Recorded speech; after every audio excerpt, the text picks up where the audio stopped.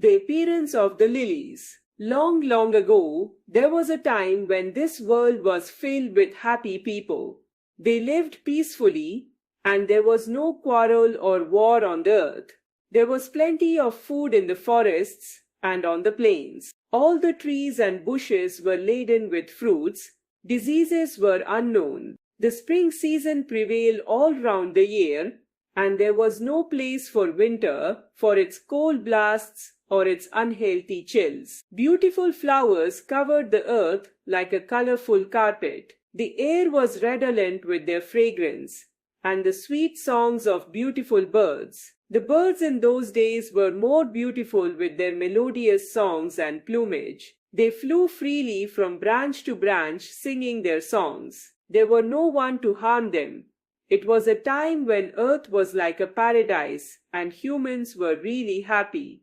They lived among the nature and enjoyed its bounties and blessings. During the day, they roamed here and there in search of food, and at night, they met at the wide green pasture beneath the heavenly sky. They watched the stars and loved to gaze at them. They believed that they lived in the abode of gods and the great spirits. One night, they saw a star that shone brighter than all others. It was far away in the south, near a mountain peak. For many nights they observed it with wonder. Many of them doubted that the star was as far distant in the southern sky as it seemed to be, while there were others who thought it was very near, just above the mountain peak. They argued hard but could not arrive at any conclusion. At last they decided to send some warriors to see where it exactly was. So the warriors went to find out the truth, and on return they said that it was quite near and it appeared strange and somewhat like a bird.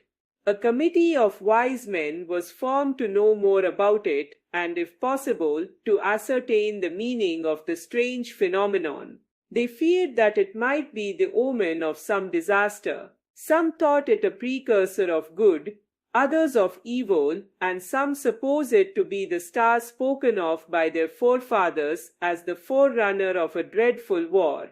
Many days passed by, but the mystery remained unsolved.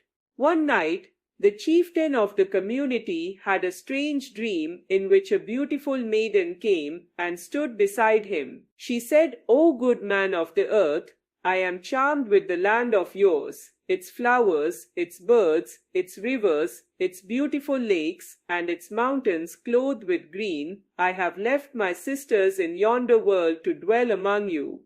Please ask your wise and great people whether they would allow me to stay here, and if yes, where can I live and see the happy race continually? Also please ask them what form I shall assume in order to be loved by one and all."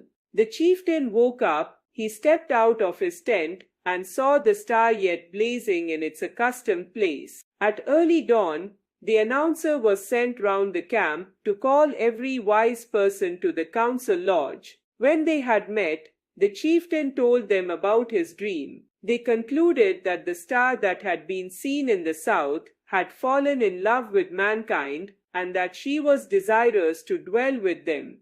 The next night, 5 tall, noble-looking, adventurous, brave warriors were sent to welcome the stranger to the earth. They went near the mountain peak in the south and offered her a twig of an olive tree as a token of love from the people on the earth. They were overjoyed when the star accepted their gift and returned happily to their village. As they were returning, the star with expanded wings followed and hovered over their homes till the dawn of day.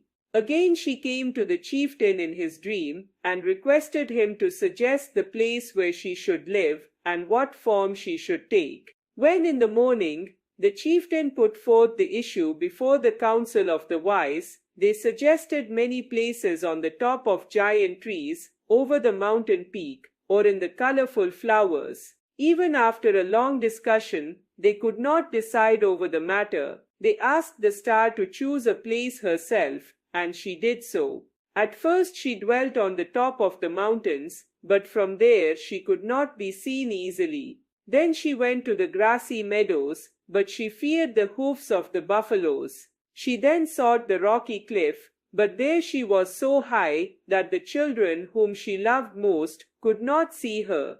"I know where I shall live," said the bright star at last. "I know from where I can see the gliding canoes of the race I most admire.